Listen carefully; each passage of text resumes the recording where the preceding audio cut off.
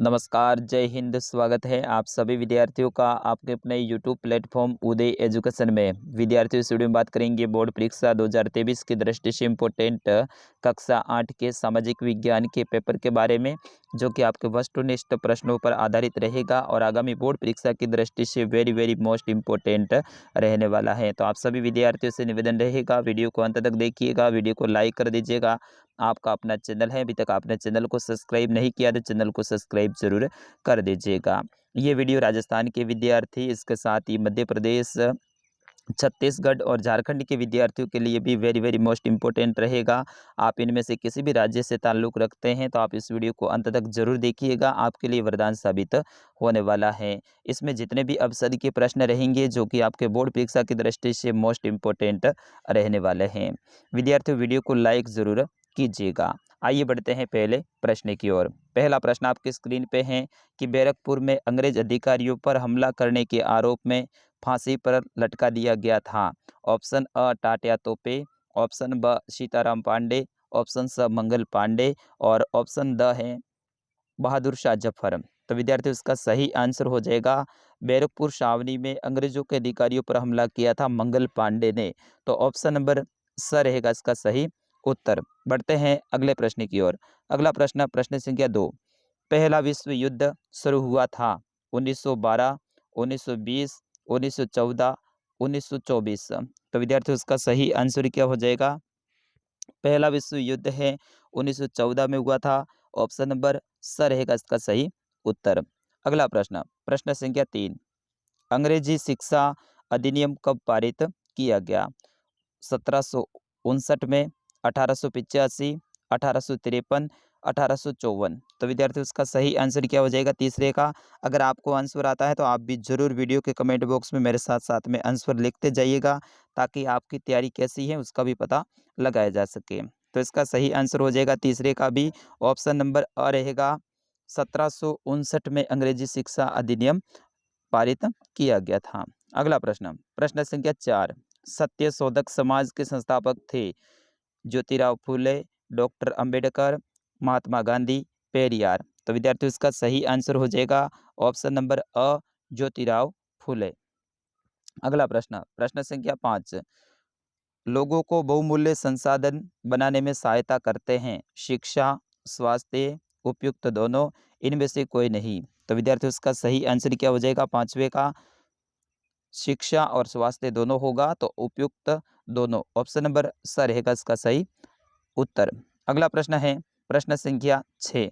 ये जितने भी प्रश्न हैं आपके पाठ्य पुस्तक से लिए गए हैं और आपके आगामी बोर्ड परीक्षा की दृष्टि से इम्पोर्टेंट रहेंगे, तो आप अंत तक जरूर देखिएगा। भूपृष्ठ के कुल क्षेत्रफल का लगभग कितने प्रतिशत भाग पर भूमि है? 10%, 20, 29, 71। तो विद्यार्थियों, इसका सही आंसर क्या हो जाएगा छठे का? 29% भाग पे हैं वो भूमि पाई जाती है, जबकि 71% भाग है यहाँ पे क्या है? जल है। तो अपना सही उत्तर हो जाएगा ऑप्शन नंबर स। अगला प्रश्न है, निम्न में से धात्विक खनिज हैं लो एस्क, चूना पत्थर, कोयला, अब्रक। तो सातवें का सही आंसर क्या हो जाएगा? धात्विक खनिज की बात हो रही है तो लो एस्क हो जाएगा। बाकी ये तीनों के तीनों क्या है? अधात्विक हैं। तो ऑप्शन नंबर अ रहेगा इसका सही उत्तर। प्रश्न संख्या 8। जब खनिजों को बाहर निकालने के लिए गहन कूपों की खुदाई की जाती है तो उसे कहा जाता है आखनन, प्रवेधन, कूप की विकृत खनन। तो विद्यार्थियों, इसका सही आंसर हो जाएगा आपका ऑप्शन नंबर ब प्रवेधन कहा जाता है। क्या कहा जाता है? प्रवेधन। अगला प्रश्न, प्रश्न संख्या 9। ब्रिटिश भारत का इतिहास पुस्तक के लेखक थे लॉर्ड कर्जन, जेम्स रेनेल, जेम्स मिल, डलहौजी। तो विद्यार्थियों, इसका सही आंसर हो जाएगा ब्रिटिश भारत का इतिहास यानी a history of British India, James Mill ने लिखी थी। तो ऑप्शन नंबर ग रहेगा इसका सही उत्तर। अगला प्रश्न, प्रश्न संख्या 10। नील विद्रोह हुआ था 1871, 1860, 1859 या फिर 1849। तो विद्यार्थियों, इसका सही आंसर क्या होगा 10वें का? फटाफट बताइए।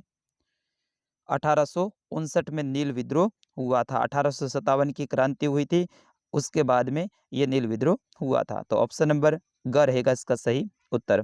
अगला प्रश्न, प्रश्न संख्या 11।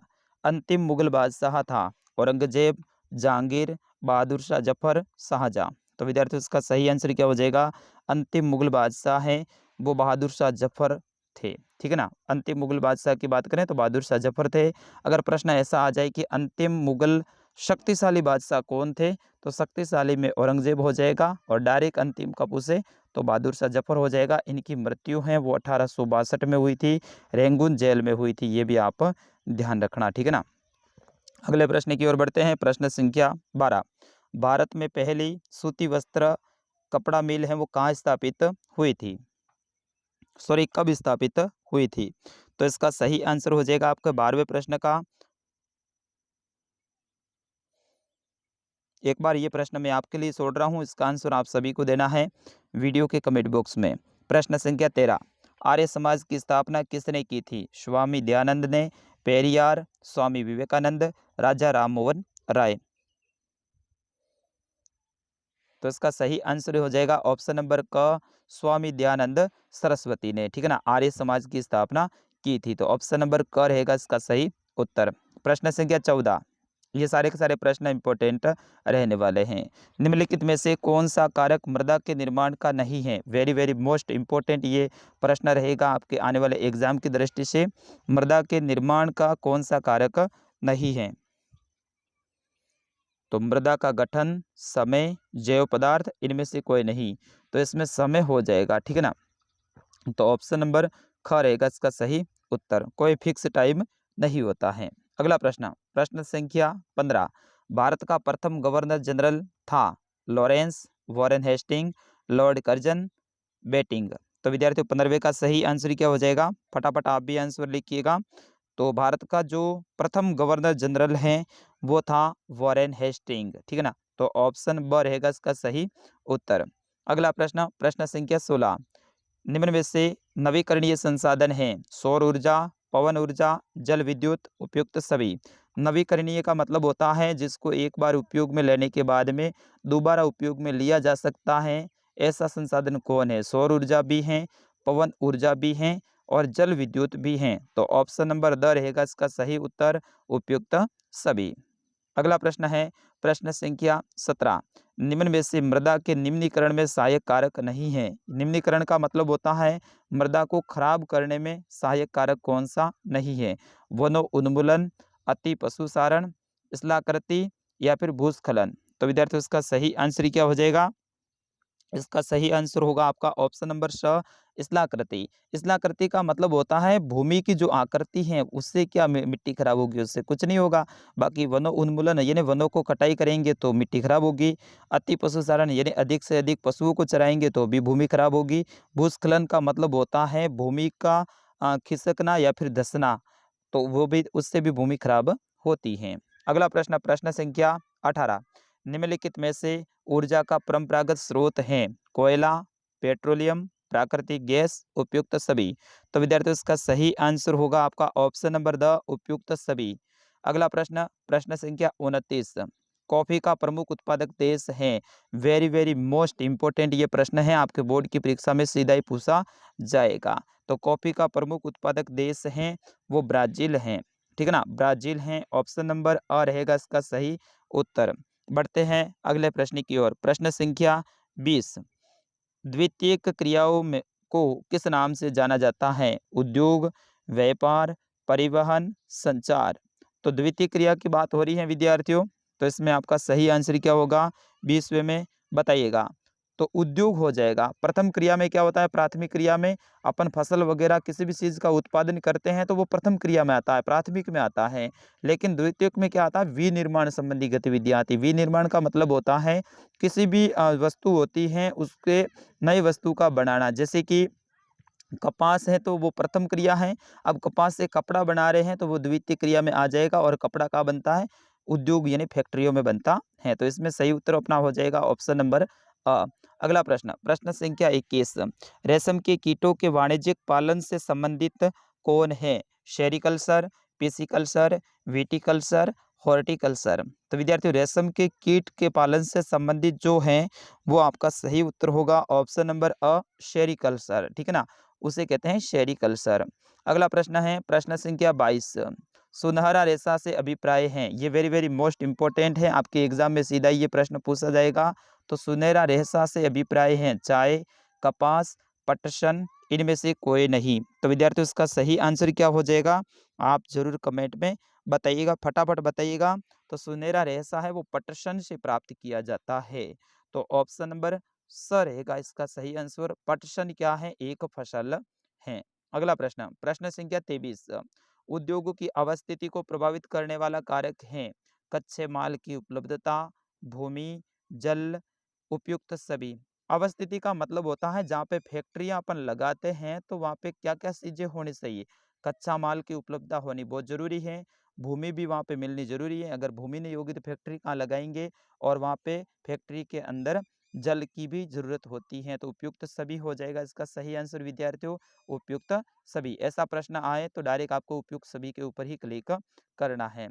अगला प्रश्न है प्रश्न संख्या 24, वे तीन मुख्य कारक कौन से हैं जो जनसंख्या में परिवर्तित होता है, यानी ऐसे तीन कारक कौन से हैं जिसके कारण से जनसंख्या में परिवर्तन होता है। तो विद्यार्थियों आपके सामने ऑप्शन है, आप एक बार पढ़ लीजिएगा। इसका सही आंसर हो जाएगा आपका ऑप्शन नंबर ब रहेगा, जन्म, मृत्यु और प्रवास। जन्म, मृत्यु और प्रवास के कारण जनसंख्या में परिवर्तन होता है। बाकी विवाह के कारण भी होता है, लेकिन अपने जो ऑप्शनों को देखे ना सभी को, तो इसमें यही होगा जन्म, मृत्यु, प्रवास। अगला प्रश्न है प्रश्न संख्या 25, 1999 में विश्व की जनसंख्या हो गई थी 1 अरब, 3 अरब, 6 अरब, इनमें से कोई नहीं। तो 1999 की बात हो रही है, जनसंख्या कितनी हुई थी विद्यार्थियों, अपन जब किताब पढ़ रहे थे उस समय पे आपको सर ने अच्छे से समझाया था इस बात को। तो इसका सही आंसर हो जाएगा आपका ऑप्शन नंबर ग, 6 अरब हो गई थी। ठीक है ना, कितनी हो गई थी, 6 अरब हो गई थी। अपन ने ये भी किताब पढ़ रहे थे उस समय पे पढ़ा था कि जो 1959 या फिर 1960 के आसपास में विश्व की जनसंख्या है वो केवल 3 अरब थी। कितनी थी, 3 अरब थी, जो कि अगले कुछ ही यानी अगले लगभग 40 साल के अंदर है ये डबल होके 6 अरब तक पहुंच गई थी, ऐसा आपको सर ने पढ़ाया होगा। अगला प्रश्न है प्रश्न संख्या 26, भारतीय संविधान सभा का गठन किया गया था 1945, 1947, 1949, 1946। तो 26वें प्रश्न में सही आंसर क्या हो जाएगा, 1946 में भारतीय संविधान सभा का गठन किया गया था। तो ऑप्शन नंबर द रहेगा इसका सही उत्तर। अगला प्रश्न है प्रश्न संख्या 27, ये वेरी वेरी मोस्ट इंपोर्टेंट प्रश्न रहने वाला है। जर्मनी में हिटलर ने अत्याचार किए थे हिंदुओं पर, मुसलमानों पर, यहूदियों पर या फिर ईसाइयों पर।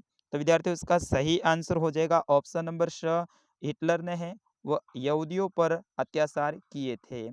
ये हिटलर के बारे में थोड़े से 2-3 प्रश्न हैं, आप अच्छे से तैयार कर लीजिएगा। विशेष तौर पे जो आपके अन्य महत्वपूर्ण के प्रश्न हैं आपके पासबुक या फिर गाइड में, उसको अच्छे से देख लीजिएगा, क्योंकि हिटलर से संबंधित आपके एग्जाम में प्रश्न पक्का आएगा।